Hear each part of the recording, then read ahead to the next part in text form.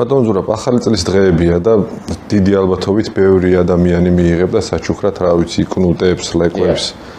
რა რჩევას მისცემდით ასე ადამიანებს? პირველ რჩევას მისცემდი იმას, რომ თუ მათ არ აქვს შესაძლებლობა, რომ ყავდეთ ეს ცხოველი და ცოტა ხანში მოუწევთ მათი გაჩუქება, არ აიყვანონ ესეთი ცხოველი.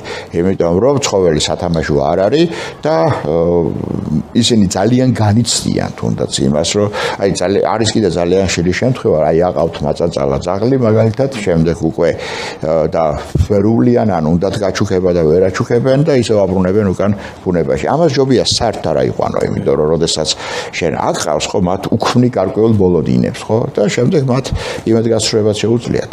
ასე რომ მათ იმაზე ანუ ისინი არ არიან მექანიზმები, ისინი ძალიან მათ აქვთ ემოციები და ამ ემოციების გაცილებით უფრო მეტად არიან ემოციებზე დამოკიდებული ვიდრე მაგალითად ჩვენ. სადღაც ჩვენ წარმოგვიდგენია რომ მათ ემოციები არ აქვს. წინამძღოლში მათ ძალიან აქვთ ეს ემოციები გამოხატული და როგორც გითხარით, ემოციები გაცილებით უფრო მათი ქცევა ემოციებზე გაცილებით უფრო მნიშვნელოვნად არის დამოკიდებული ვიდრე ადამიანის, ხო? იმიტომ რომ ადამიანს კიდე აქვს სხვა ისინი.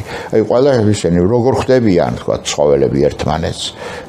ძალიან საინტერესო სანახაობა, ნუ არა მარტო საინტერესო სანახაობა, ეგაში გავიგებთ. საი მაგალითად, მე მყავს 2 აკიტა და 2 კატა. და როდესაც ძაღლი შემოდის სახლში, ეზოში გადის და ბრუნდება, უნდა ნახოთ როგორ ხდება კატა. გახარებული, როგორ ესალმებიან ერთმანეთს აუცილებლად მიუხედავად იმისა, რომ ცოტა ხანი იყვნენ დაშორებულები, ასე რომ ეს ძალიან მნიშვნელოვანია.